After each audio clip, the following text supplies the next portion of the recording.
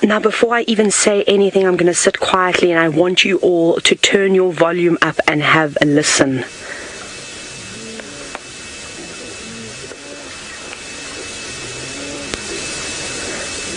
Can you hear all the wildebeest? There were lions roaring 360 degrees around us.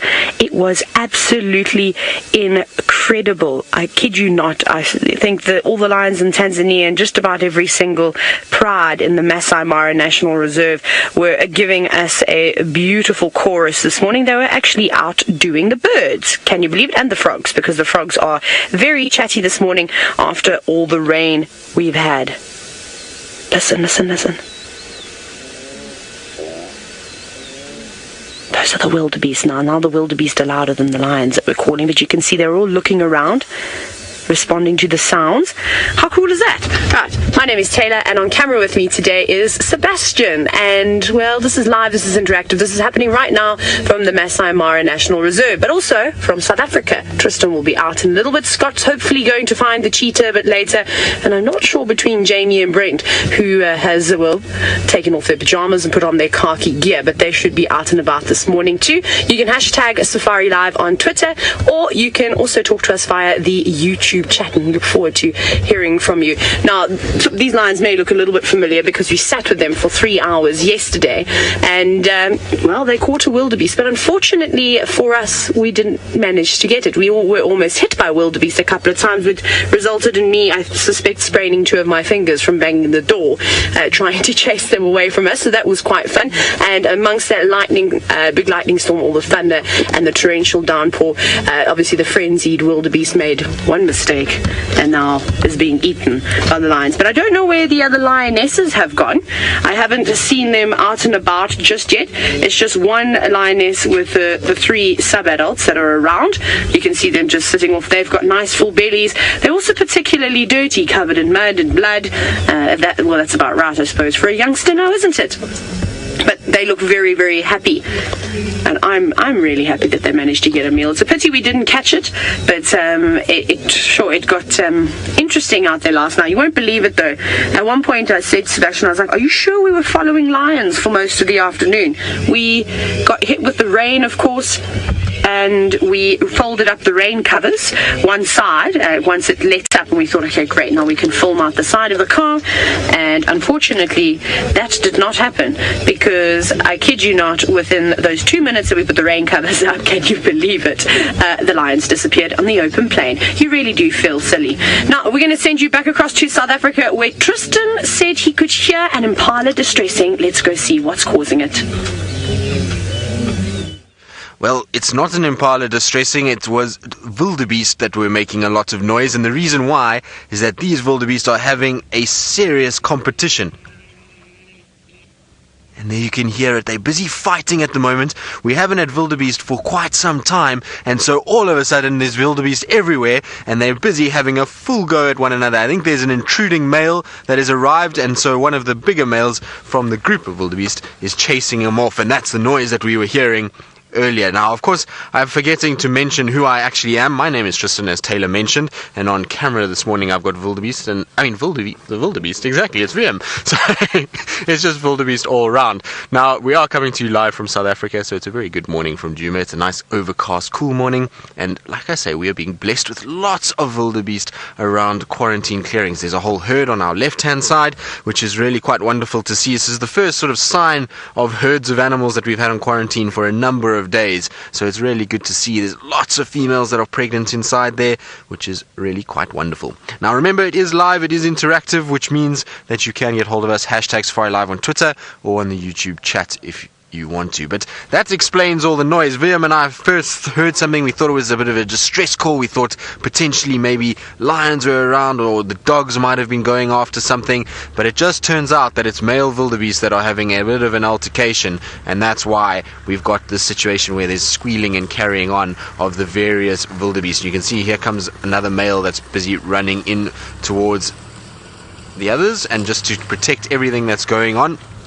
So there's a situation where there's probably an intruding male because of the lush green grass here around quarantine, and that's causing a couple of the other males to come in, and now everybody's just sorting things out. It's not like the Mara where you've got massive groups of wildebeest that can move around, and the males are fairly tolerant of each other and only compete when females don't heat. Here in South Africa, because of the smaller groups of wildebeest that we've got and the smaller population, the males are very defensive of their females, and they will try and keep them all together. And so if an intruding male arrives, they will quickly go and chase them. The one thing is that the whole herd seems to be quite unsettled, so I wonder if maybe something else hasn't just triggered all of this. You can see the whole herd is now following the direction of where those noises are coming from, which is interesting. So I wonder if maybe the more dominant of the males is actually up ahead there and is still busy chasing that other one away, and that's why the rest of the herd is moving in that direction. But it's strange to see so many wildebeest out of nowhere. It's been like I say, weeks of very few of them. You come out onto quarantine and none of them, and now all of a sudden we have this massive group of them really going through the area, and it almost looks a bit Mara-like, doesn't it? There's wildebeest streaming across an open clearing. It's very much like what the Mara has been all about over the last few months, except that we really don't see nearly as many wildebeest. And I was saying to Vivian this morning, it's strange how we quantify wildebeest here as this being a lot of them, whereas in the Mara this is not even a drop in the ocean in comparison to some of the herds that roam around there. But well, still interesting to see, and still nice to see the wildebeest here and to see so many of them. Hopefully this will attract the attention of the Nkuhuma pride, and they'll start to slowly come this way, and we'll have a situation where they'll hear all of these noises of the wildebeest and maybe entice them to come back home after their long absence in the west. That's if they've finished their giraffe kill, of course, because, well, their giraffe is a rather large meal, and there was still some there yesterday from what I gather. Philip, you're asking if wildebeest form herds. Well, as you can see here, there is a number of wildebeest together, which means that, yes, this is a herd structure.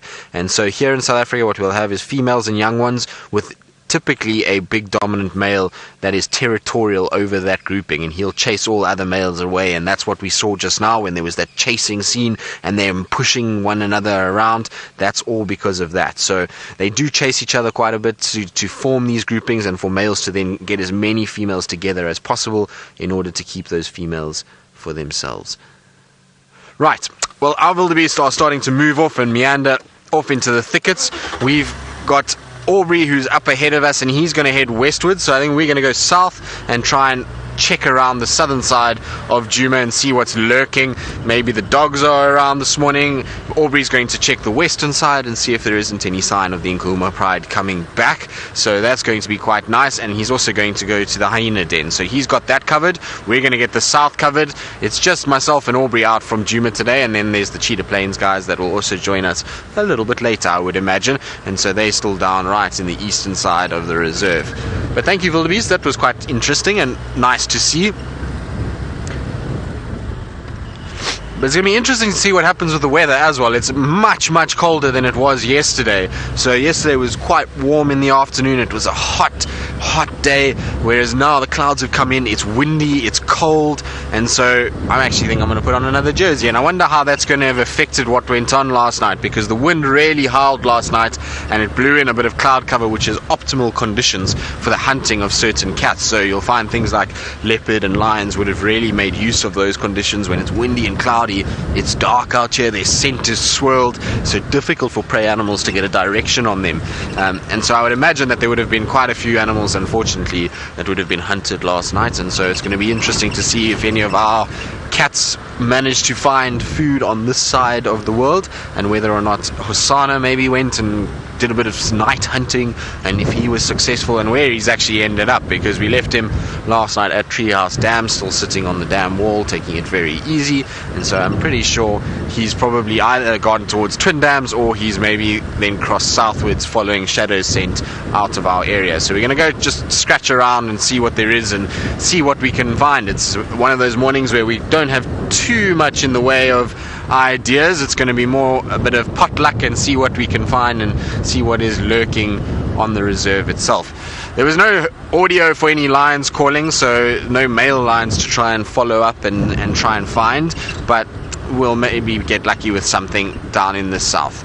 Now, in one area where lions are not a struggle like they are at Djuma at the moment is the Masai Mara, and I believe Tayla McCurdy's lions are still busy feeding under a beautiful sunrise. Oh, hello everybody. So, we're still with our lions, and it seems as though there's another kill that has, well, we've discovered, oh cool, that's so cool, look at this lioness in the water. Now, it's not something that we get to see all the time. Oh, wow. Well, that's nice. Maybe she's creating some kind of marinade. That was terrible.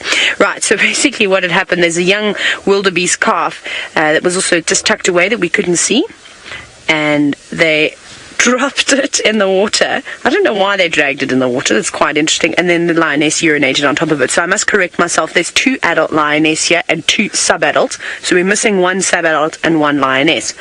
They're probably around somewhere. Maybe they're on a 3rd kill. When they do frenzy like that, it's really not uncommon for them to take down more than 1 animal. It's actually more common than anything. So that's quite cool. So they've got a decent amount of meals. They're tucked into the adult first, and they'll probably feed. I wonder if there's... No, there's not another one there. That's a rock. I thought, goodness, a 3rd one. You know, each lioness grabbed something by the sounds of it.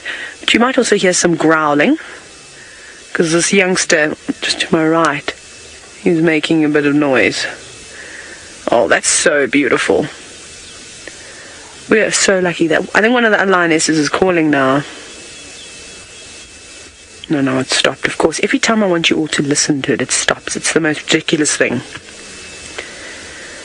But let's see what happens. Oh, I'm so happy to see that they've got full bellies. I want to see this lioness walk through the water. Obviously, in the Sabi sand, we don't often see the lions crossing water. They're not quite as used to it as what they would be up here. It's obviously very, very wet up in Kenya. The other girl's coming down now. Are you going to cross? Are you going to drag the carcass up? Playtime. Very excited, those youngsters. Yes, say hello. And they're so social. You can see constantly reassuring one another and grooming one another, and of course rubbing heads, strengthening the bond is what I'm trying to say. And then of course when you're that age and you've got a full belly, of course you want to play a little bit before you have a snooze. Oh, even the lionesses want to play with one another today. That's quite nice. Well done, girls. Very, very impressive work. It's a pity we didn't catch it live because we'd invested so much time into it. It would have been just a nice ending to watch the whole process of lions fast asleep, then of course stretching up the beautiful silhouettes, and then to successfully seeing them catching not 1 but 2 wildebeest would have been a real treat. But that's okay. You can't have it all, can you? Well, I suppose we were rewarded this morning with seeing them with their prized possessions, so that's quite nice. I'm still just looking out and scanning around to see if I can see anything. Oh my goodness, Sebastian, that's a very confused wildebeest over there. And you see, there's 1 white-bearded gnu and that is prancing about. He knows the lions are there, though. He's actually seen them, or she has actually seen them. Straight down there on the horizon, you can see him moving. There we go.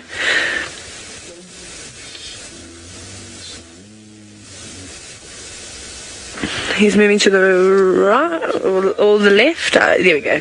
There we go. So then wildebeest came out, and you look at the way that he's showing off. He knows the lines there. Hopefully he doesn't come running in this direction, which it won't be a good news for that lion. Not for that wildebeest, because even though these lions are on a meal, you never know, they might just take down another one. Like we were talking about stockpiling and all that yesterday. And there he goes, cantering off into the distance. Maybe he was sent out as a scout, just to check where everybody was. Now, Naturable, you're wondering if the white-bearded wildebeest are different from the wildebeest that we get in the Sabi sand. Most certainly. So you get different subspecies of wildebeest, and in South Africa, in the Sabi sand, we have the blue or the brindled gnu. And I still haven't done this. I'm so sorry. I'm not sure who's larger. I think that the blue are larger. Just from having them stand next to the vehicles, they definitely seem to be a bit taller and a little bit more on the stocky side. And then another species that we get in South Africa, and I think they're my favorite, is the black wildebeest. So their horns point forward. They don't really look like the blue or the white bearded gnu, because they're quite similar in terms of what they look like. And they've got this sort of spiky head. Looks like they've got the end of a broom on the front of their face, which is quite cool. And they're tiny. They're much, much smaller than both of these species. They're the crazy ones. And then they've got a white tail, which, you know, obviously makes a lot of sense, and that's why they call them the what did I just say they were called? Oh my goodness, what is wrong with me today? I don't think I've had enough sleep.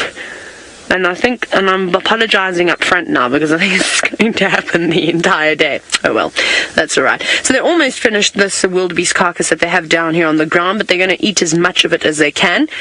Also, because they're out in the open, they must be a little bit careful, because if the vultures see them, and it is starting to get that time where they're going to take off and catch thermals, they're going to start hanging around in this area.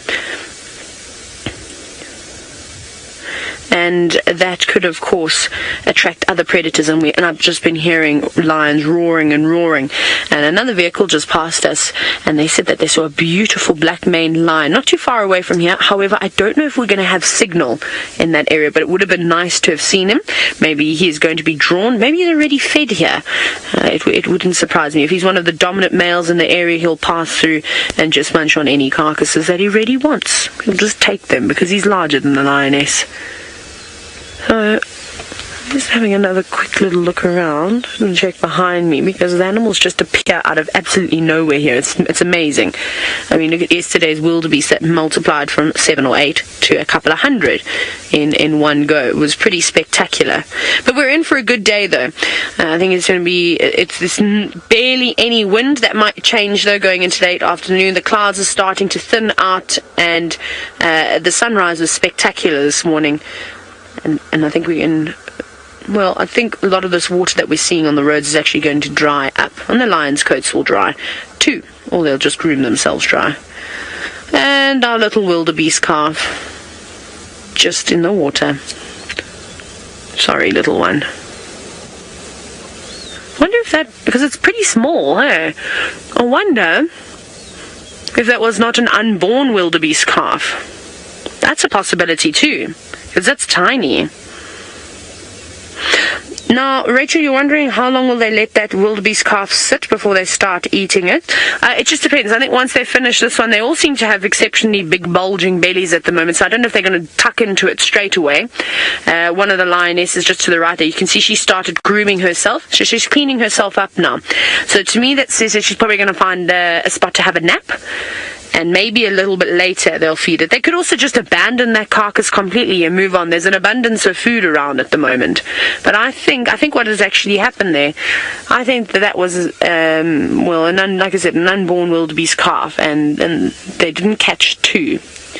I think obviously once they'd opened the stomach up, they'd pulled it out and maybe just dragged it around. Maybe this wildebeest, the adult, wasn't actually killed here. Maybe it was killed somewhere else and they've just been dragging it around. Hear all the frogs. So beautiful out here this morning. You can see her rumbling from the cars though. Very nice. Well, this is quite exciting. I don't know about you. I thoroughly enjoyed seeing the end of the story after we spent so much time with him yesterday. I think what we're going to do now, though, is I think we're actually going to head towards the river, because I can see lots of wildebeest streaming in that direction. I would like to see another crossing. Sebastian says he wants to see some crocodile action today. That is my mission. So I think we're going to leave these lions, let them enjoy the rest of their meal. Maybe we'll pop past a little bit later. But for now, Tristan's still bumbling about, and I wonder if the little chief is going to make an appearance.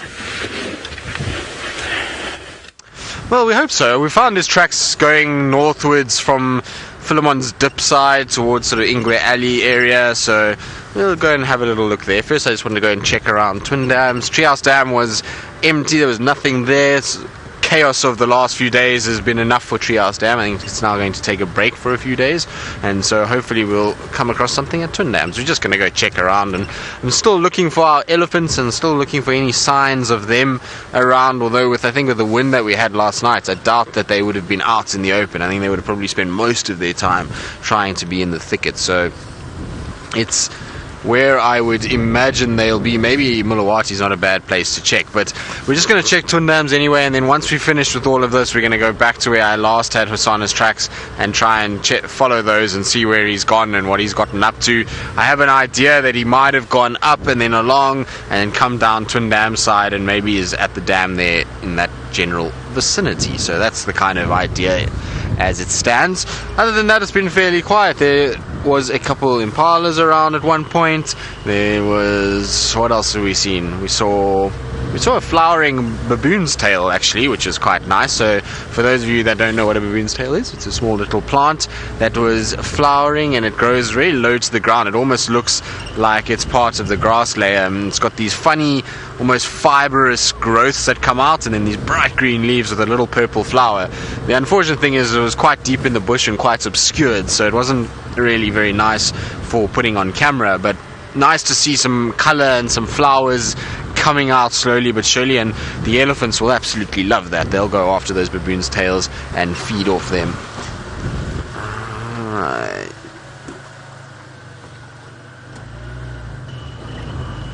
Natural, you say I must find all the leopards? Well, we'll try. Let's try and just have them all together in one sighting. How's that? We'll have Shadow and Cub, Shongile, Tandi, Hosana, Tamba, Tingana. Who else do you want, Vildi? Djuma, Quarantine, Anderson. We'll have them all together. How about that? And that will make Vildi very happy if I did find that. I'm pretty sure Vildi would do flick-flacks if we had that many. And Inkanyeni, yes, we can't forget her as well.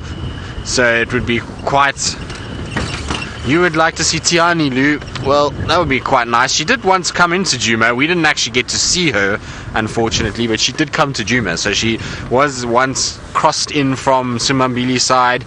She was messing around near the gate area, but unfortunately we just couldn't find her there.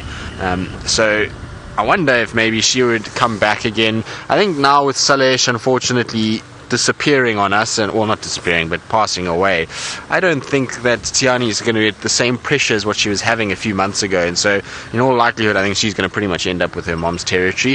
If it had been a time when we had Salesh still alive, I think then Tiani could have been a real possibility to push this way. There's also obviously in Chile that's moving around, and it's been really strange over the last little bit since Salesh died.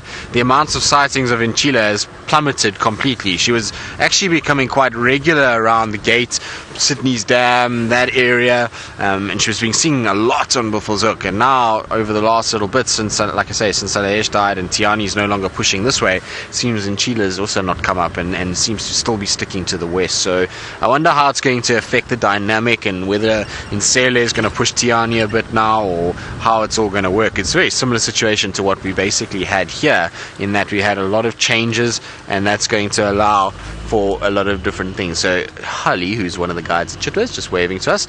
Now sitting on a tree all curled up trying to just stay warm is one of our rodent species, which is a little squirrel. There you go, you can see it's just curled up and it's got its little tail hanging down, and probably now that I've stopped is going to run away. Yes, that's how squirrels are. So getting them on camera is one of the hardest things, and I was hoping because it's quite cold that it would stay on its little branch and allow us to see it, but it seems as though it wants to just disappear. There we go. It's gone down into its hole and its burrow. And yes, Louise, I'm quite surprised too. So Lou's saying that she's surprised that it didn't alarm call at us and as it's seen us, because squirrels are notoriously bad with alarm calling. They just alarm call at the wind, really, sometimes. Of course, that's not 100% true, but they are a little bit more skittish than most of the other animals and tend to be a little bit more flighty and like to open their mouths a little bit more than some of the other animals out here.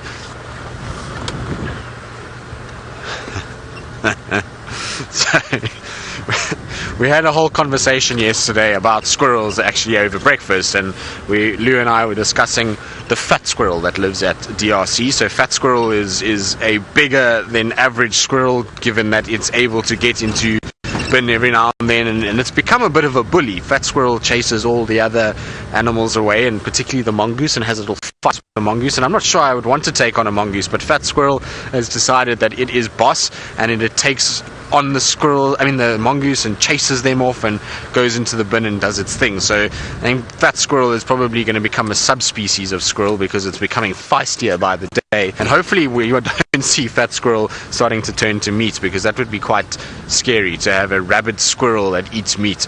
Vildy, imagine a big rabid squirrel that eats meat.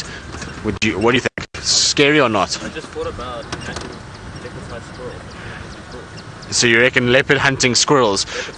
Leopard-sized squirrels. Now, Vildy reckons a leopard-sized squirrel would be cool. I don't know, Vildy, they're a handful already at their size. Imagine them being the size of a leopard. I think they would be quite a handful to deal with and to try and keep out. They would gnaw holes in everything and really cause a giant mongoose as well. Fair enough, Vildy. Why don't we just make everything bigger? That's what I think.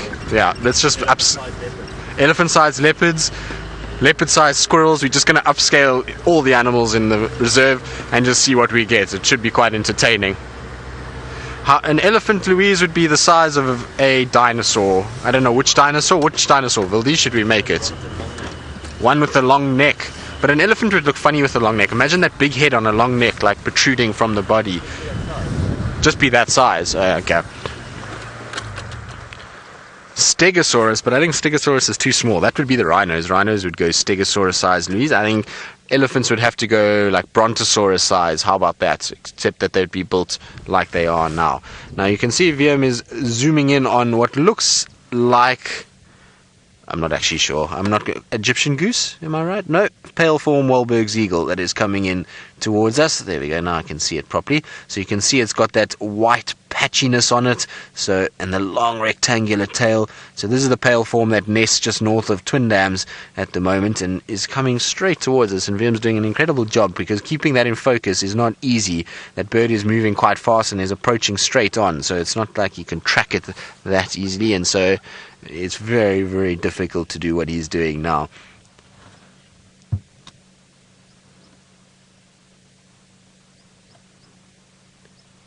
James, you're asking, we often talk about conditions for predatory mammals and hunting conditions and ideal conditions for them, but what you're wondering, what are the ideal conditions for something like a bird of prey that we've just seen now? Well, generally it depends on how that bird operates. So bigger birds like the Wahlberg's eagle, they'll prefer hotter weather with wind, because wind and heat means that you get thermals, and they're able to then use that to be able to hunt and use it to their advantage to try and catch prey items. So that's what they would like. They would like hot weather, thermals, and a bit of wind that's blowing. In terms of the smaller predatory birds, so things like shrikes, they're not too fussed by weather conditions. Obviously warmer weather helps because they do get cold, and the colder weather and rainy weather, they're going to just try and hunker down. So clear conditions are, I suppose, a bit better for them. And then in terms of things like the herons and the storks, you'll find also they like a bit of wind too, because it just ruffles up the surface, and it means that the fish and things like that don't spot them nearly as easily, and they're able to then grab a lot of that. So it's just depends on what species we're looking at, but generally a bit of wind and clear conditions are best for predatory birds more than what it is for the predatory animals. They prefer overcast, windy sort of cloud conditions as opposed to the open, clear conditions that the birds use. Right, so Twin Dams, unfortunately, no sign of anything here. I was hoping a sign of maybe Tumba or Tundi, or, well, wild dogs would have been quite nice at Twin Dams, maybe even a Birmingham male lion, if one can wish upon stars and hope for the best.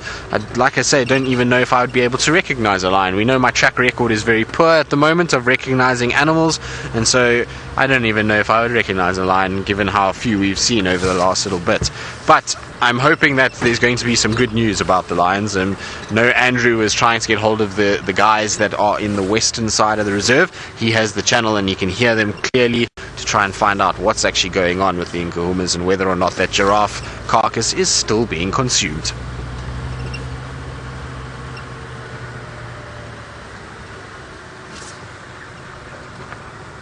Grateful Dad, you talking about animals that we don't see that often. When are the chameleons coming out of hiding? Well, I would imagine very shortly. We should actually start to see a few more. In weather like this, not so much. It's a bit cold for them. Even in this height of summer, if it's cold like this, we don't see them that often. But now that it's starting to warm up and we got starting to get a bit of moisture in there, I would say we should start spotting chameleons fairly shortly. Within the next few weeks, there should be a couple chameleons about, and hopefully we'll start to see a lot more of them. I really do enjoy the chameleons. They are highly entertaining little things, and they got, for me, a lot of character. I just like the way that their eyes kind of move around and they're watching everything. And yes, they may be slow moving and not the most exciting in terms of the movements that they display, but they are absolutely fascinating creatures in that they've got these eyes that move in different ways. They've got different colors that they can change into, and they, you know, the way that they move around and use sun to be able to survive and to be able to get enough sort of movement and to be able to then find food items, the way that they position themselves in trees and various other things to be able to catch certain food items. It is really quite amazing. So it's an interesting animal and one that I really enjoy seeing. And like I said, they've also got a bit of a kind of kind face, if you want to call it. I don't know, I like their faces. They seem to have a kind of soft features, and there's just something intriguing about them. Who doesn't like a chameleon? Is anybody, Will, did you know of anyone that doesn't like a chameleon? A lot of the local guys, the Shangaan tribe, they don't like chameleons, and not because their chameleons are ferocious, but there's a number of beliefs attached to them. So a lot of them are quite scared of chameleons, I suppose not because of what they look like, just because of the associated beliefs and what they taught as kids about chameleons.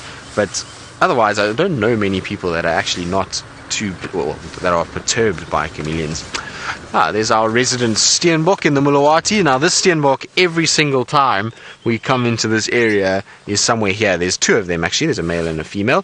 That's the male that we're seeing over there. You can see the sharp pointy horns that distinguishes the male from the female, and it's actually a beautiful little creature. And these guys are actually getting quite relaxed now, because we're spending so much time in this driving up and down the Mulawati that they've gotten used to the vehicles coming past, and you can see that not running away from us like the typical Steenbok would do. And I love the contrast of color at the moment. Now that we're getting those summer greens with that rusty red color, really is quite beautiful. Right, well, we're going to head up that way anyway, because I want to try and see if there's any sign of Hosana in this Mulawati system. Elizabeth, unfortunately we don't get any oryx here. It's an animal I wish we saw a lot more of. It is absolutely beautiful and big and strong and powerful, and those horns are just magnificent. And unfortunately they are a more arid area species, so you find them in the desert sections and in the drier parts of the world. And so for those of you that don't know what an oryx is, it's a type of antelope, and it's got these massive straight horns, and it's got this kind of grey and black and white markings on it, and really is very beautiful. I don't know if I've got a picture of it, because I don't have my box of books with me, as it's a bit overcast this morning, so I didn't bring them with just in case. I'll try and see if I've got a photo of them, but I don't think so in the book that I've got. But they are possibly one of the most magnificent antelope that there is in the world. I really do enjoy seeing oryx, and if you go down to the Kalahari region and spend time down there, there's a lot of them there, and you see them all over the place, and just really bulky, big, strong animals, and incredibly well suited to being able to live out in the desert sections of the world. So it's an amazing animal to see, and I do wish we saw them here, but this kind of system is just not conducive to the way that they like to survive, the way that they actually move around, and so we do not see them up this way. They've never occurred in this area. It's always been in the more dry sections, so the west and northern parts of South Africa. That's where they tend to spend a lot more time. Right, no tracks in the Mulawati yet. I thought that we might see some. John, you're asking what is the rarest African animal that I have seen? I suppose that pangolins are becoming increasingly more rare, although there is a fairly decent population of them here in the Sabi Sands and in other parts of South Africa, but pangolins are incredibly rare, so that's a very special thing to see. The other one in terms of really rare animals, particularly here in the Sabi Sands, is a striped polecat. Now, striped polecats you don't see very often at all in this part of the world, but I have seen one at Chitwa Hangar. There was one that used to hang around in that area, so that's an incredibly rare animal for this particular part of the world. I don't think many people have seen a striped polecat in the Sabi Sands, so it's a special thing to see, and hopefully I will get to see one again, and maybe even on a live drive, so we can show all of you what a striped polecat actually looks like. But it really is a fascinating creature.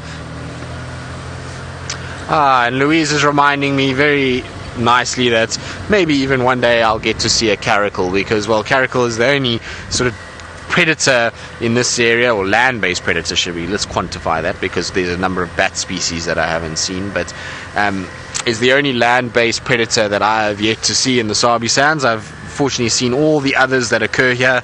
It's just the caracal that eludes me, and it's a sore point because everybody else that I've spoken to has somehow seen a caracal in the Sabi Sands.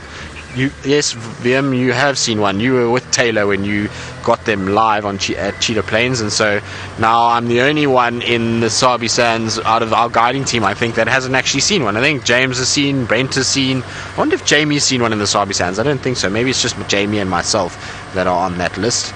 Ali also hasn't seen one in the Sabi Sands, so... Sorry? The No Caracal Club. The No Caracal Club, yes, that's us, VM. Don't make fun of us. We're a sensitive bunch. So it's not an ideal situation, but it is what it is, and hopefully one day we'll be rewarded. We do enough driving around of the Sabi Sands to hopefully see them. There used to be one actually on Arethusa airstrip that was quite... so I believe Scott has also not seen a caracal in the Sabi Sands as well, so there we go. Our No Caracal Club is growing by the day, and we are recruiting new members all the time, but it's a species that, I suppose it's active so much during the night, and we've got such a high density of leopard and various other animals that it makes it really tough for caracals to survive. So the number of caracal must be fairly low. I don't think there's a very high population of them here. Like I said, there used to be one around Arethusa airstrip that was fairly relaxed that you could see, and we used to some of the guys saw it quite regularly, the guys that worked at Arethusa, but unfortunately I never got to see it. The one time I was close, I missed it by all of about 30 seconds apparently. So I got there and the guys were seeing it, and as I drove in they lost visual of it and we couldn't find it again. So hopefully one day one will just turn up in the most random location and we'll get lucky with the caracal sighting. We just have to live in hope and pray that that does happen.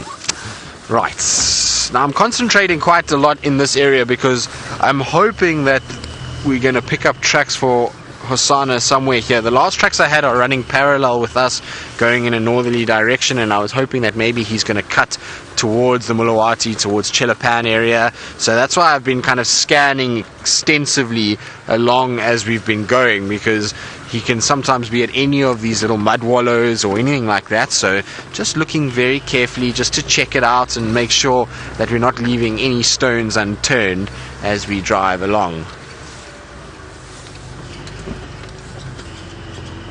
Now, what's making that noise? Squirrel is making the noise. So we're talking about alarm calling squirrels. There we go. There's an alarm calling squirrel right there. Now, what are you alarm calling at is the next question. He's a very upset squirrel. I wonder if maybe something has not lurked here that's causing the squirrel to get so angry about life. I can't see any birds of prey. Maybe there's an owl around. I'm just trying to scan all of the trees and check if there's maybe an owl or if there's some sort of bird of prey flying over that could potentially be upsetting the squirrel, but I don't see anything. No leopard on the ground that I can see either. But that is one angry squirrel. Look at how that tail is flicking.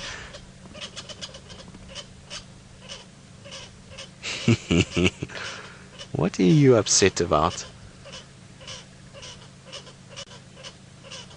Now we're talking earlier that they can alarm call at pretty much anything, so it could be another squirrel that's in this area, but I don't see any other signs of any animal whatsoever. So I was trying to look for owls or squirrels or anything like that, but there really doesn't seem like much, and it looks as though it's looking behind us a little bit. So I might just go back and just check. There's a little drainage line that runs close to where we are, so it might be worth just going back and looking up that drainage line.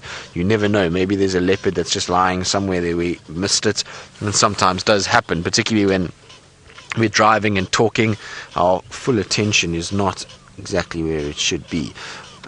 So let's quickly just go back and just check this little drainage section behind me and see if there isn't something lurking inside there.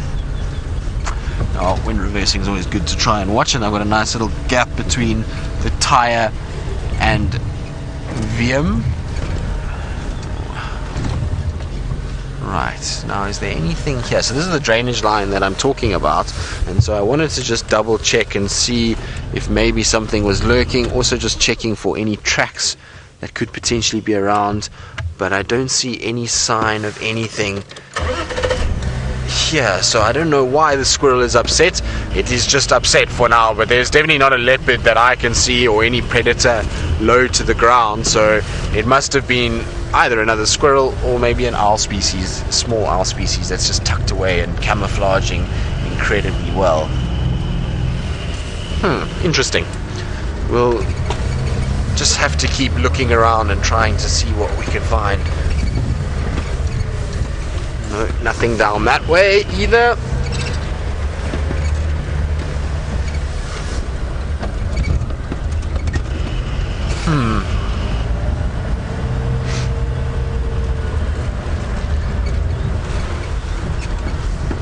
I don't see any tracks for anything either that could indicate maybe something already passed through, so I don't see any sign of that, which means that I don't know, that squirrel's definitely upset about something and is going crazy, so it's not like whatever it is has disappeared. It can still see it.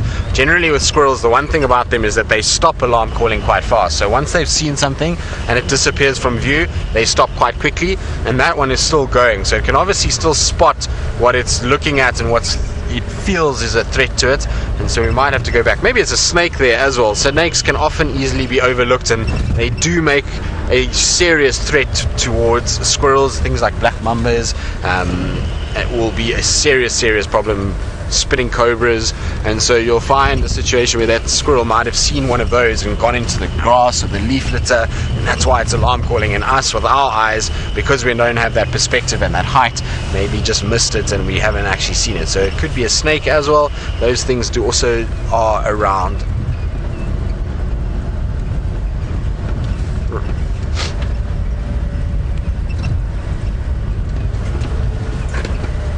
So, buddy boy, squirrels are found very often. We see them all the time. They're pretty much around us all the time. They're everywhere. There's a high population of squirrels in this area, and they are a lot around camp and lots on the trees. The thing about them is they're generally quite shy and quite skittish, which means that they tend to kind of go up into trees and into holes in trees, and so we don't see them on camera that often, but that's not to say that they're not around. There definitely are a lot of squirrels around this area. There's a very big population. In fact, most of the dead trees out here that have a hole in them will have a squirrel somewhere close by, so lots of squirrels, big population. We only get the one type of squirrel here in this part of South Africa. We get the tree squirrel. If you go towards the Kalahari areas where the oryx occurs, then you'll find that there's a different squirrel there called the ground squirrel, but here we just only get the tree squirrels, and so nice big population of them, and they are quite prolific breeders, which means that they will, even though they're hunted extensively by a number of different animals, they are still able to have a positive kind of growth because of how quickly they're able to breed and how many there actually are already. So population seems to always kind of been going up, and also the habitat here is absolutely ideal for them. There's lots of places for them to hide in these dead trees and thickets, and so you've got a nice wooded area. It always helps when looking for squirrels and those kind of things. Now I'm just checking slowly along these mud wallowy areas because Hosana's tracks, from what I could see, came in this direction, so I want to just double check and have a little look and see what is happening. And so while I do that, it sounds like the gremlins in the Mara are being vanquished. Scotty Dyson is now up and running and is keen to say good morning. Hello and good morning. Welcome to Kenya. I don't think you've been here yet this morning. Hope you've been having a good time with our friend Tristan down in Djuma. As you can see, it's a little bit of a cloudy day here. It may burn off a little bit later. Nice fresh morning in the Masai Mara in Kenya. My name's Scott and I'm teamed up with Mr. Ferg on camera. Our hopes and dreams for this morning are to capture some footage of cheetah hunting. That is our goal, but first we need to find some cheetah. Now, we would, if we could choose, like to ideally spend time with the Musketeer Coalition of 5 males, but there's no guarantee that we'll find them. We don't know how far they may have moved last night, and there are quite a few females that were seen in this general area, one of which was just to our right yesterday. So we're just kind of driving around hoping to find any form of cheetah, or more likely some information from a passing tourist vehicle, and hopefully it won't take long for some guys to find some interesting stuff and then start spreading and sharing that information with us. For those of you who didn't join on yesterday's safari, we did have 5 members of that Musketeer Coalition. They were heading kind of north and west. We've already driven through that area and didn't find any sign of them. But anything can happen out here. I'm not too sure what Tayla's plans are this morning. She is also out and about. And I think Mr. Brent Leo Smith. Let's just stop here. We have found a scavenger. Maybe this scavenger will be able to help us find a predator.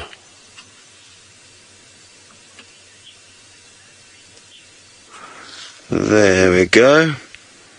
A lone hyena. What's that on the background there? Is that a little hooded vulture? I think it could be. So maybe there's some remains of a carcass near. Oh no, it's not a hooded vulture, it's a bustard.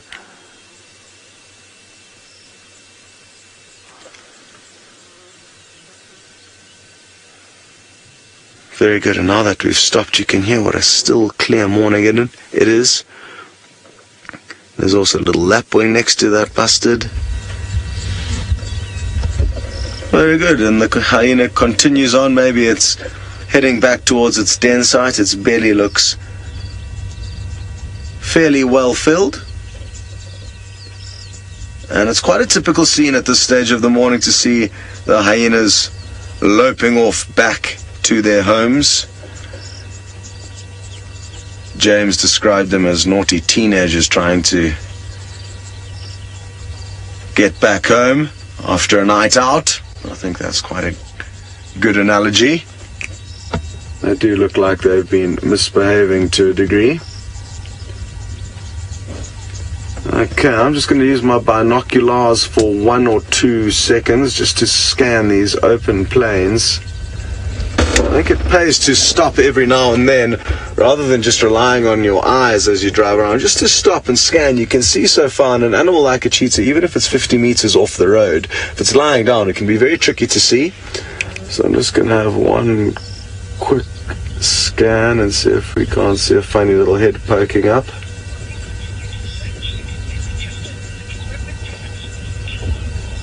Okay, well, it sounds like we've got a good plan to divide and conquer this morning. We are looking for cheetah, as I said, and as you know, Tristan is looking for leopards. And wouldn't it be wonderful if we find those 2 wonderful cats, and who knows, maybe Tayla or Brent will be able to find some lions, and that way we'll be able to finish off the trifecta. Of which there's a trifecta of trees in that beautiful view ahead of us.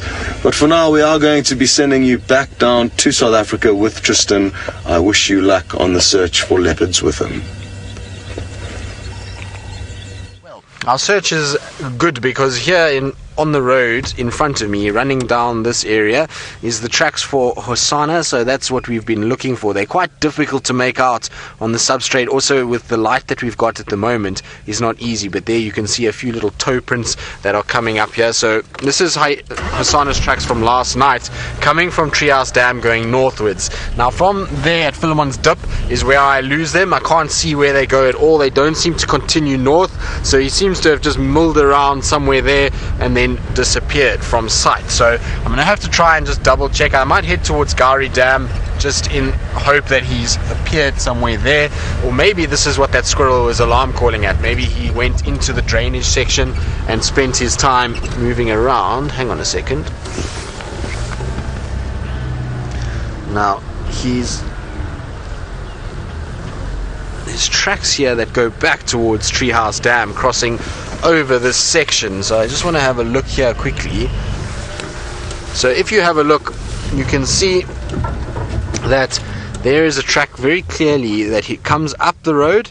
He then sat here, and then his track there, you can see the toes in front pointing towards Treehouse Dam area. But it's confusing because you would think, okay, this leopard has crossed the road and has disappeared. But if we come up a little bit to the right, and you'll find then that his track actually comes back out of this area and starts to move. There we go.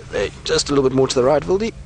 There we go. You've got them just coming down the slope there next to the right of that stick, coming down there. So he's coming back onto the road and then continuing northwards. So he hasn't gone down towards that area. But nice clear tracks, which means I think these must have been sort of midway through the night, because at the end of the day the tracks are not too blown by wind. There is some substrate on top. There is a little bit of wind damage to them, but not excessive, which would have happened early in the night. So this must have been fairly sort of midnight, I would say, around that sort of section that he walked here. And so hopefully we'll be able to find him. I'm hoping that these tracks are not too bad. Now, of course, I'm heading in the wrong direction at the moment, but that will change just now. I'll turn around when we find a nice gap and start heading back that way and just see where I can follow these tracks to. I think he might have headed towards Gari Dam side. Maybe he's up that way. Maybe the noise of those wildebeest has attracted him to go and have a little investigation that side. So we'll go and check around and see what we can find in the quarantine area. I didn't see any tracks around quarantine this morning when we first went that way. So if we do find tracks up there, then we'll know that they're very fresh and from this morning. I just want to check Pangolin track quickly. Check the mud wallows there just to make sure he hasn't doubled back on himself. I didn't find any tracks on Ingwe Alley, so it would be surprising if he is at Pangolin track, but well, we'll give it a bash anyway and just double check and make 100% sure. Otherwise, quiet morning this morning. There's no real sign of anything. Hyena Den doesn't seem to be active at this stage. The guys have got no updates on the lions yet.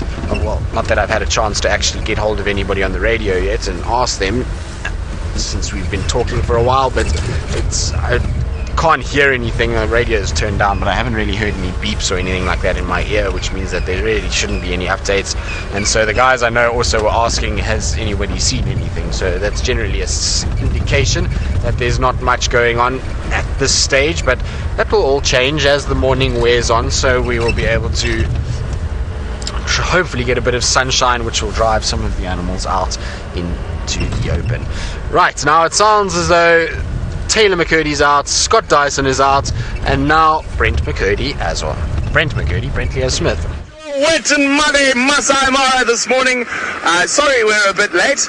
Of course, my name is Brent Leo Smith, and we have Jahawi on his first drive as a new permanent member of our camp. So you can put your finger in, say hello, there we go.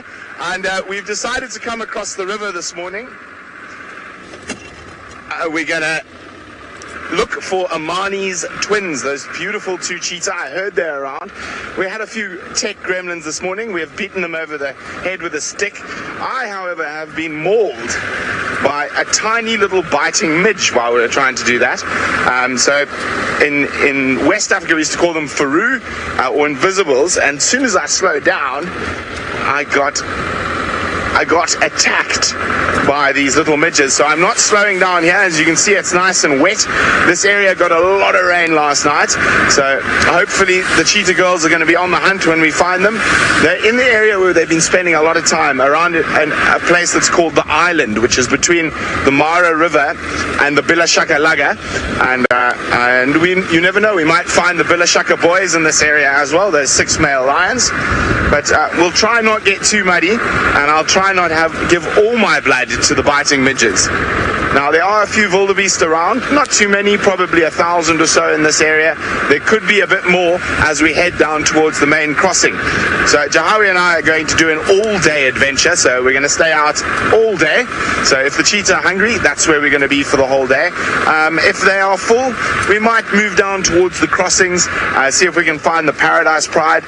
One of the females I saw on the river cams looked pregnant, so I want to go check one of the Paradise Pride's favorite den sites later on this morning. And of course, I always like to spend time with those 6 male lions if they're around. But it is absolutely gorgeous here this morning. So we're just above the Musiara Marsh, and we do have some wildebeests. So there we go, lots of welcomes for Jahawi, and it's great to have him on the back of the vehicle. And I'm sure we're going to have a splendid all-day adventure. Remember, hashtag Safari Live if you have any questions for us. Now, these wildebeest, while we're still learning, I think they're probably part of the loiter herd, which is the herd that stays in the Mara permanently, while the others are down south where Tayla is, and on the Tanzanian border, heading towards, quickly across the Tayla, and wildebeest jumping into the water.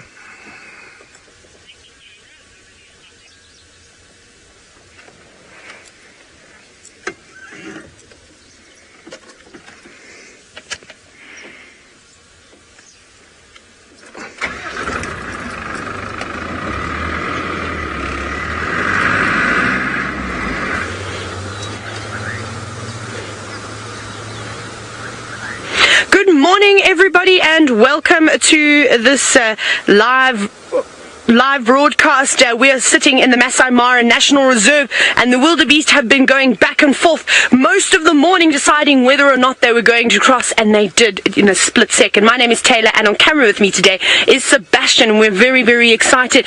We had so much rain last night. The river is up.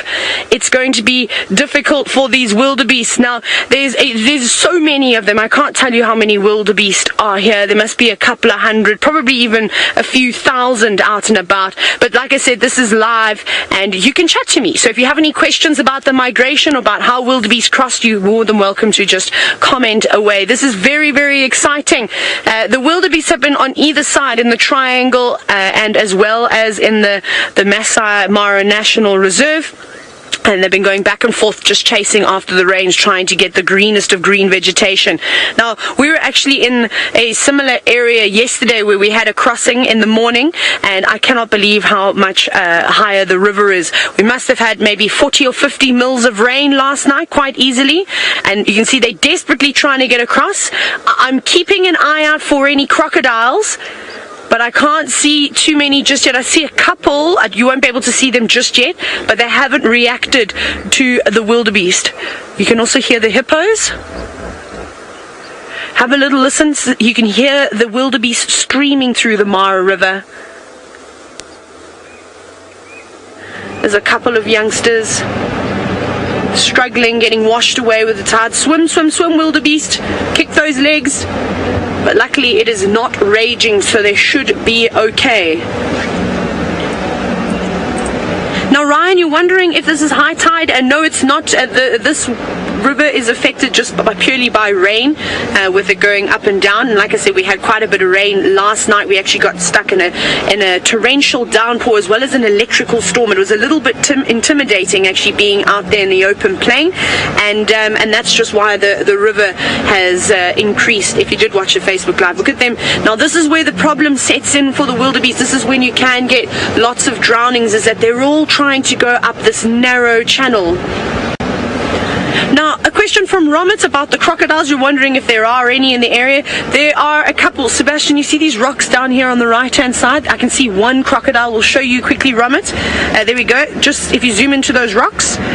There's is that a croc? There's a crocodile. That's quite a big crocodile, but hasn't responded just yet to the wildebeest. Maybe it has already eaten enough. A couple of baboons, olive baboons, also running on the bank behind the wildebeest. There's many, many different animals coming to see this spectacle, well, and including us watching. Go, wildebeest, go.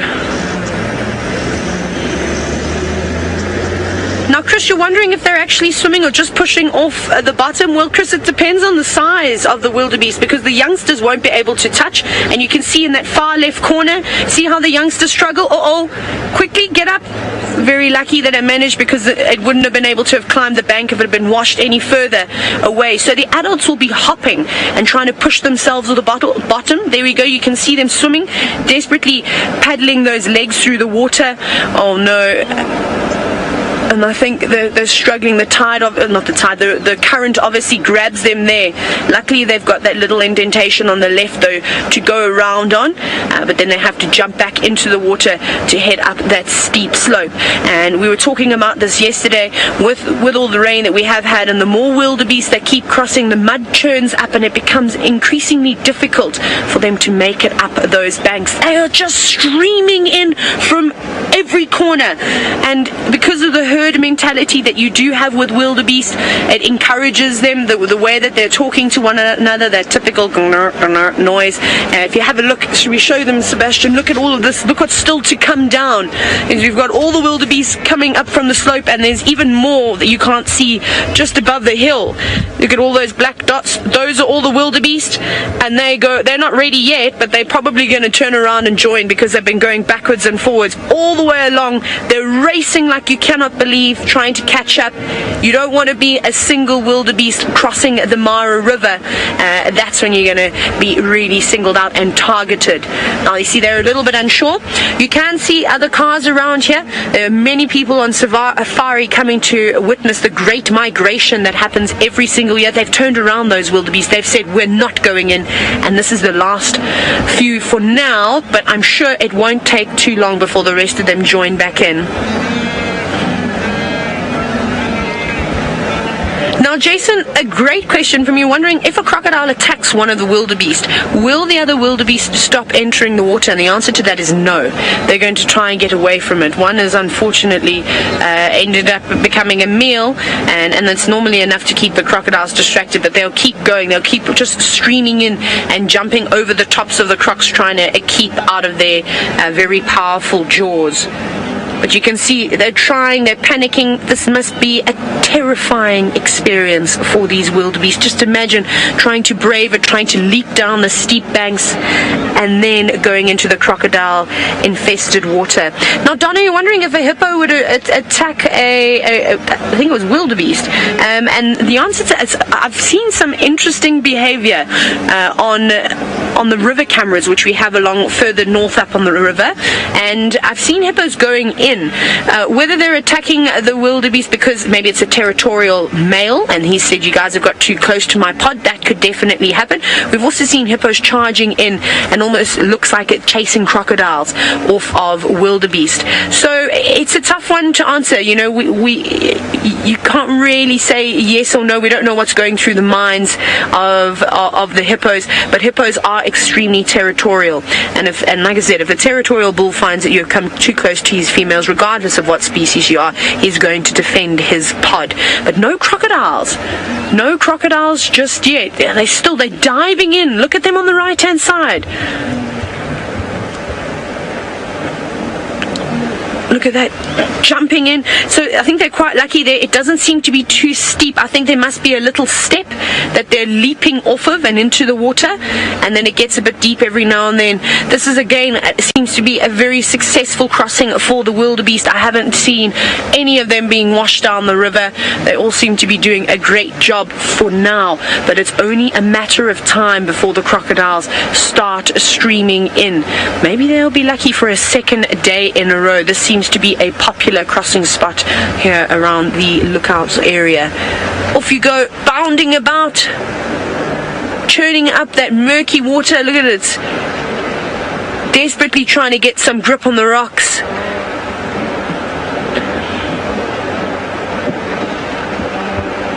Now, Akshit, you're wondering if the crocodiles will store food because there's lots of food around at the moment. I think that was the gist of it. Sorry, there's a bit of break up there.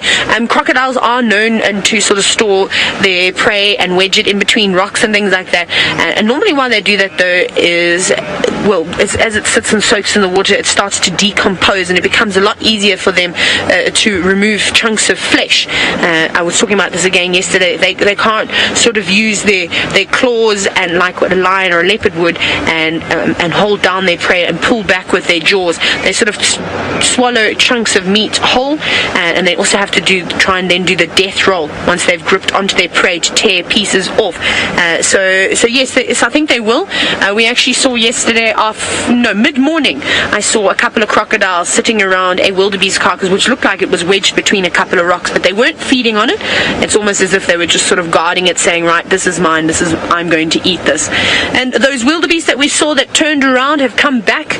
They've been encouraged to go across, so they're now leaving the reserve and they're heading into one of the conservancies, into the Mara Triangle. Off they go.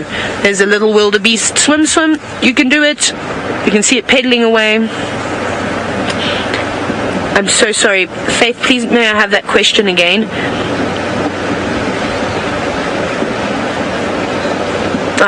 Ellen, you said, what an awesome thing to witness. It is indeed. And Ellen, I must tell you, my heart is very happy to see that most of these wildebeest, well, so far 100% of these wildebeest have made it safely across. Whether the rest of them will, I hope so, because thousands upon thousands of wildebeest end up drowning every single year, as well as being taken by crocodiles. So it can be very sad. Some of these crossings can be extremely savage, but remember, this is nature, this is raw, and the animals know no different. But for us today, we've been very lucky. Well, over the past 2 days, we've seen some very, very pleasant crossings. So there's some of the cars just watching the wildebeest as they make it up the steep, slippery banks, and I'm sure they are very, very relieved, those wildebeest, making it across to the other side. Now we've sat right back, and we've actually got a very good view of the crossing this morning. We're very, very lucky getting here early, and it's also quite unusual. Normally the wildebeest will cross later in the day, but for the last couple of days they've been crossing around the same area around the same time, sort of between about 7 and 9 o'clock, and then the crossings go quiet for most of the day. Now, Leanne, you're wondering if these crossings occur more than once yearly. Yes, well, we thought we had seen the end of the migration. We thought it was the earliest that the migration had ever ended. But here we are a few weeks later with the wildebeest streaming in and crossing again. So it just depends on where the rain falls. The animals will constantly be going back and forth. And I'm sure the river crossings happen throughout the entire year, just not in a huge bulk like we're seeing at the moment, through sort of around July, August, right through till about November or so, and of course it fluctuates. So we had a bit of a dead zone a few weeks ago, but it has increased again, and all the wildebeest keep coming back. The areas are just absolutely filled. The whole of Tanzania, sort of as north, or the Tanzanian-Kenyan border, it's fantastic. The wildebeest all around that side. There's wildebeest surrounding us at the moment, just feeding on, and we keep having all this lovely lush rain, which is really good. So the grass is going to then, of course, has been stimulated by the wildebeest from all the grazing being churned up as they're plowing through the ground, and allowing for all that nice new green grass to pop through. But it's getting quiet. There's still another group. This could still carry on. Swim. Now you see there's a target. That would be the perfect opportunity for a crocodile to go in and capture a wildebeest like that on its own. But luckily he made it across, and there are a few more that are jumping down again. This is a big crossing. This is fantastic. Wow. Not some of the biggest ones we have seen though. Oh goodness, look at them dive bombing in. And that can be quite dangerous. It's like diving into a shallow pool. You don't want to hit your head, but in the case of the wildebeest, you don't want to land and hit your leg on a rock, because you could break it. And then there is, well, even less of a chance of you making it across the river successfully.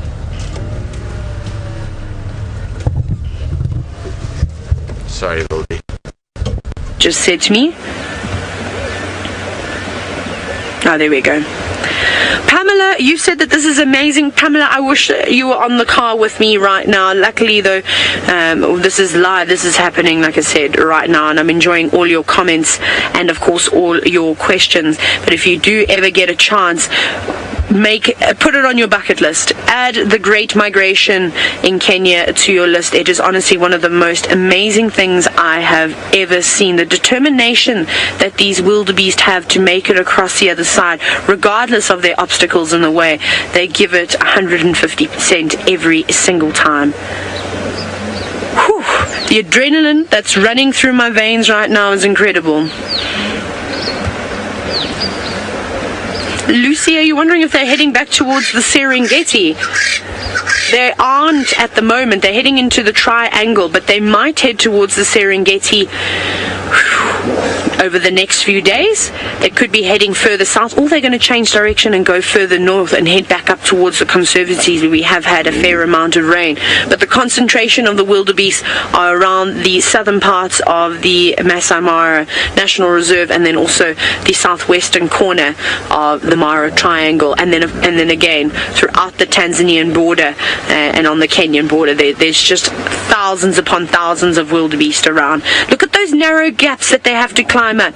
Now you can see they go up them, they have to come down them too. So you can see how easy it would be for one to lose its footing and slip and then just cause havoc. Obviously that slows the stream down, and I think the idea around it is to try and keep a constant steady stream of wildebeest coming down those small crevices and into the river to avoid any congestion. But it's difficult. Look at all the mud there. You see how it's churned up? They're lucky though, at the bottom there's a couple of rocks that their hooves will be able to grip on and pull themselves up if they do slip and fall. Up they go. Well done, wildebeest. You all deserve gold stars. That was incredible. So it's just quietened down for a moment, but there's another group gathering on the other side. Wow, very, very, very exciting. Now, we've obviously been watching the river, and we're constantly seeing it rising and lowering, and Joshua wondering if the river is higher than normal. It's not the highest that I've seen it. I have seen it one day where it was raging. We didn't get to see a crossing though. We would have seen many wildebeest wash down towards the Mara Bridge. So yes, it is a little bit higher, and that's just because of all the rain that we've had. It seems to be a common thing every afternoon now. The clouds build up. We have a bit of an electrical storm, and then the downpour, it just comes for us.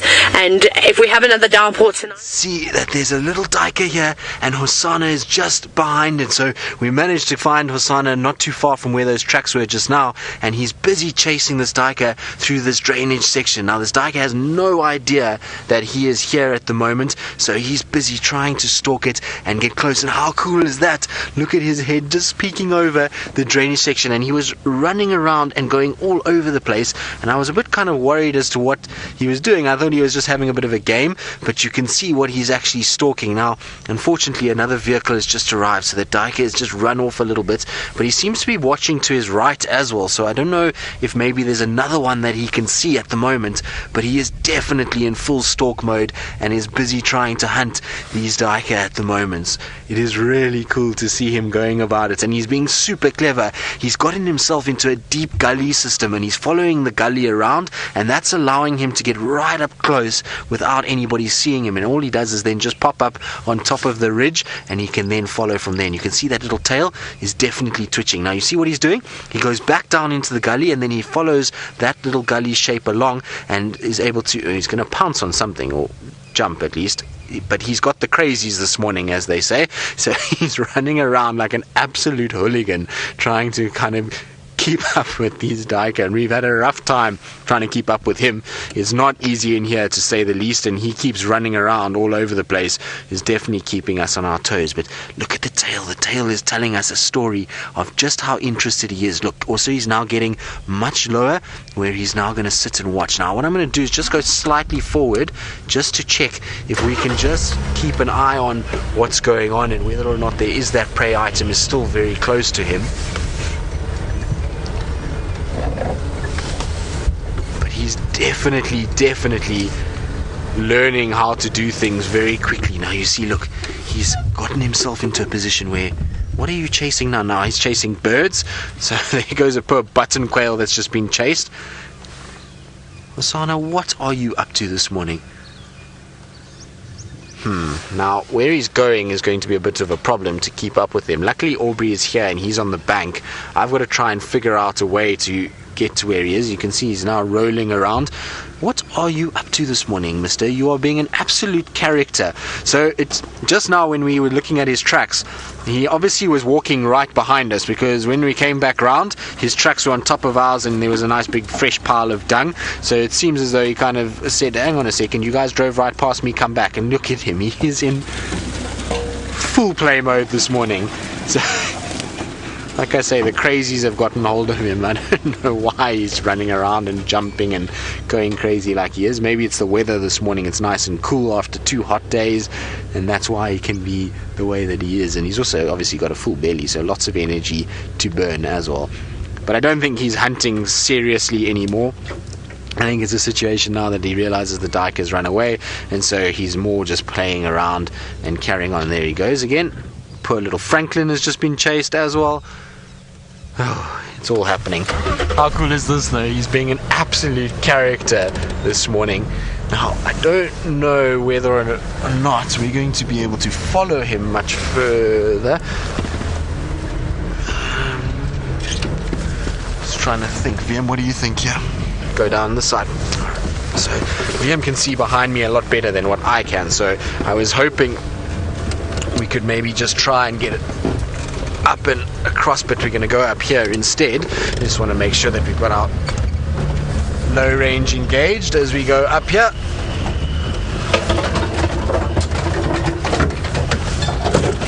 I can't see him anymore, but I think he's just here in front of us. I don't think he's gone too far. It's a horrible place to be following a leopard, that's for sure. It's not easy in here at all. Luckily there's a nice path that's been forged, because I followed Tingana and Kuchava here once before, and so that helped with being able to actually get in, and there's a pathway to go through. But there he is. He's now lying on the sand itself. It's not the ideal view just yet, but given how much he's been moving this morning, I don't think we need to stress too much. I think he's probably going to be up and moving again fairly quickly. And there we go. And now he's running. Are you going to go up this tree for us? Come on. There's a fallen over tree that he's busy sniffing around on, so hopefully he's going to go up there. Nope, he's decided he's not doing that, although he is heading towards where it's going to be easier to climb. What are you doing, Hosana? I don't think he even knows. He's just being a young boy, I suppose, and fair enough. He's had to be an adult and behave like an adult over the last little bit when he was still in his formative years and sort of still been with his mom and should have been playing around, so we can allow him to have mornings like this where he goes a bit crazy and runs around like a hooligan and pounces and chases. What are you doing? I feel sorry for every Franklin that's in his path today, because everybody's going to get chased. Birds, Franklins, lizards. I think he's in that kind of mood where everything's going to be a game to him.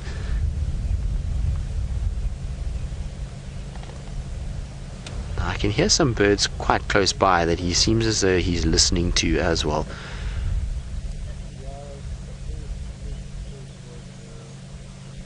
He's definitely picked up something. You can see how his ears have perked up all of a sudden. It might not be anything too serious in terms of hunting, but there's definitely something that's alerted him and piqued his interest. Right, let's try and see if we can keep up with him through this horrible stuff. It's not going to be very easy, that's for sure.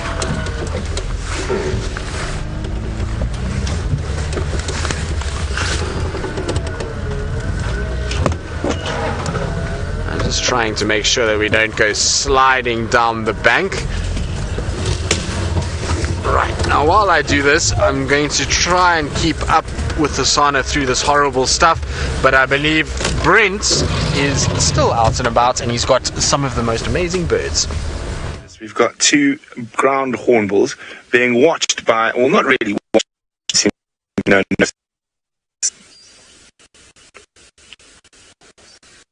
taking this opportunity to clean their beaks and feet from all the mud that's around. And here's the little baboon. He's also having a bit of a morning groom, catching some nice warm sunlight after probably quite a cold night last night up in the trees with the wind howling and the rain pouring. Hey, little guy. Now, we're still heading towards the last position of those 2 female cheetah, but it has been a bit of a slippery and slidey, muddy safari so far. Oh, isn't that gorgeous? Now, I got a question for all of you. Who can tell me who's the male, left or right? Which one is the male ground hornbill? Hashtag Safari Live if you know the answer.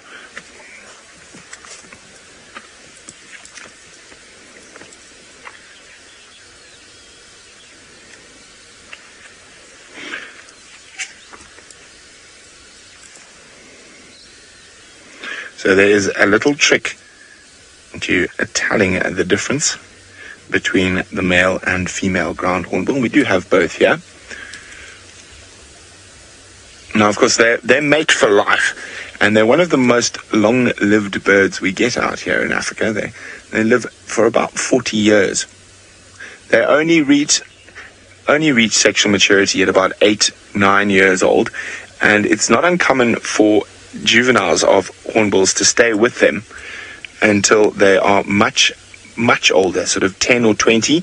And there's been quite a lot of research done that the longer a female stays with her parents, the more successful she is to be likely to raise babies. Now, they have a very high mortality rate, and they're very finicky nesters, and they need very specific trees and hollows to nest in. Oh, look at that, isn't it? A little bit of grooming. Now, this would be, they're both adults. Now, it's difficult to tell after they are 8 years old how old they are, but this would definitely be a breeding pair. It might be an established breeding pair. It might be a little bit of a new breeding pair. It's difficult to say. But the longer that the babies stay with the adults, the more successful they are likely to be to raise their own. Oh, big jump.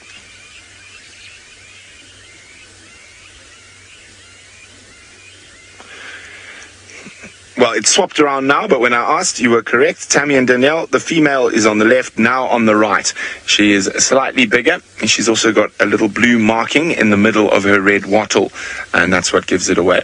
Now, you'll quite often find in a lot of bird species that the females are bigger, and due to the fact that they've got to produce eggs, and in hornbills' cases, they have to stay in one spot for a very long time while their babies are in the nest, and the male will feed them. Now, with ground hornbill, the whole family will feed them. The juveniles will also help feed the mom and the babies on the nest. Now, our little baboon friend who's been watching them, there we go, a bit of preening. He's got no interest in the hornbills. He's looking very, very comfortable there. It's a young baboon. Aren't you a sweet boy? It's probably the first baboon I've seen who doesn't look guilty, like it's done something wrong or was about to. Let's see, can he find a snack? He's looking for a snack, obviously removing possibly ticks and fleas.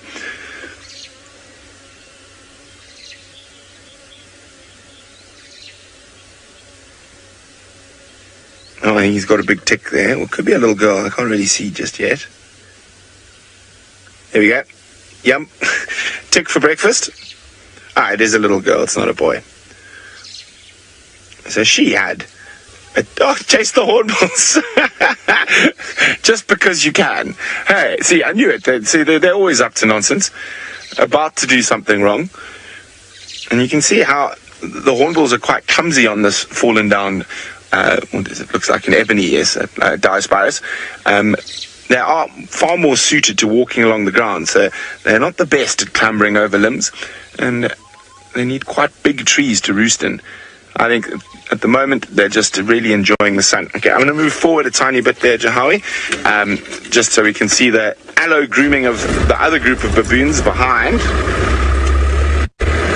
Oh, muddy, muddy, muddy, muddy. Oh, there's a tiny baby baboon.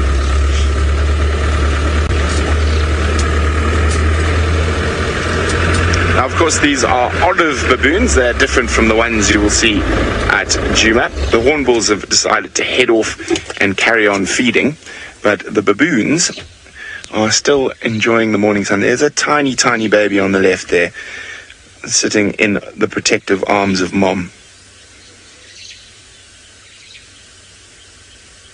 Oh, so cute.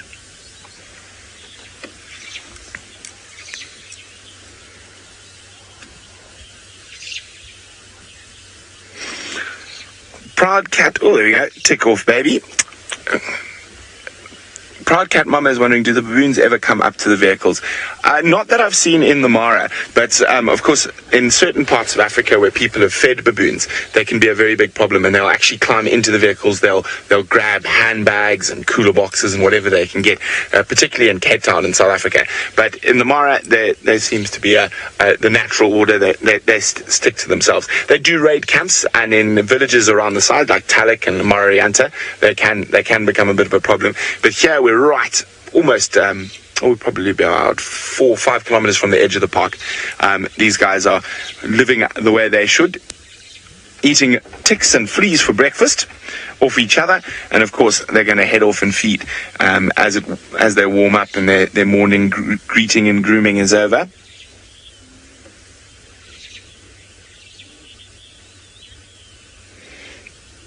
Now, Nancy's wondering if our camp, do we have any problems? Look at that one. Oh, yes, it's a tough life. With baboons, no, we don't. We're very, very careful about where our rubbish is and how it is stored. So as long as the baboons haven't learnt that you've got food there, they are not a problem. So it's when you're messy and you leave your food out and make it easy for the baboons to access, that baboons become a really big problem. So we don't have that problem in our camp just yet. Okay, well, baboons, while we leave them to continue their morning grooming, we are going to slip and slide our way onto the island, which is one of my favorite spots in the Mara, and that's where I heard Amani's 2 daughters were earlier this morning. So hopefully they haven't crossed off the island, because to get on and off the island, and especially after all this rain, could be lots and lots of fun. Now, Tristan's leopard luck is continuing, and I'm hoping I can add some spotted cat luck of our own with the Amani sisters shortly. Till then, let's see how Husana is doing. Well, Hosana is still carrying on with his shenanigans. He's all over the place, running around, so I'm trying to keep up with him in these thickets. It's not very easy at all, and he's now looks as though he's found himself somewhere to have a spot of water. I was hoping he was going to drink at a slightly better place than where he is now.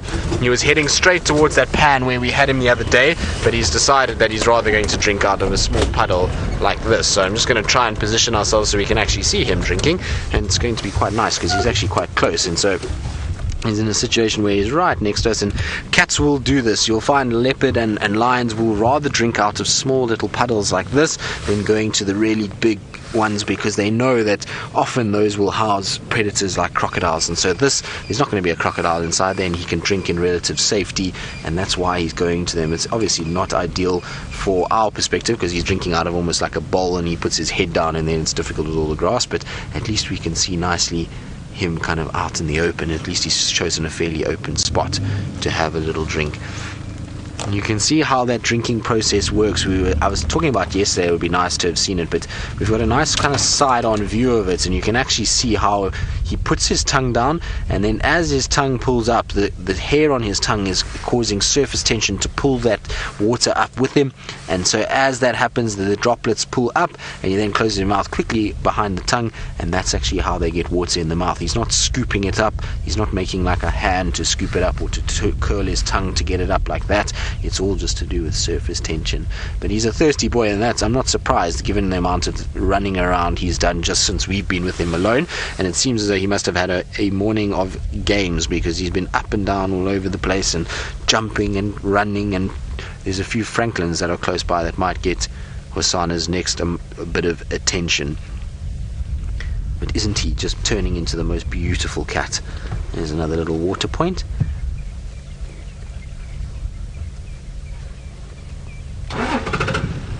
You're going to drink out of this one too? Yes, we're going to try and check all of them. What have you found? Now you can see he's putting his paws in and they're getting wet, and so he's getting some sort of something out of that water. I don't know, maybe it was a leaf or something like that he was trying to find, but is something that was piquing his interest, and only Hosana could be that way. Right. Let's see where he's going to go from here. I think he's going to end up close to this little waterhole or pangolin track, and wonder if he's not going to go up this termite mound. Yes, this is where he's going to go. We're going to go up to the termite mound, have a little look around, see what's there. See how when he goes up the mound, he was actually keeping his head quite low in case something was lurking close by. Now the problem with here is that it is very, very thick, and so there's not too much of a gap. I'm going to try and see, do you have a gap through there? Let me go back.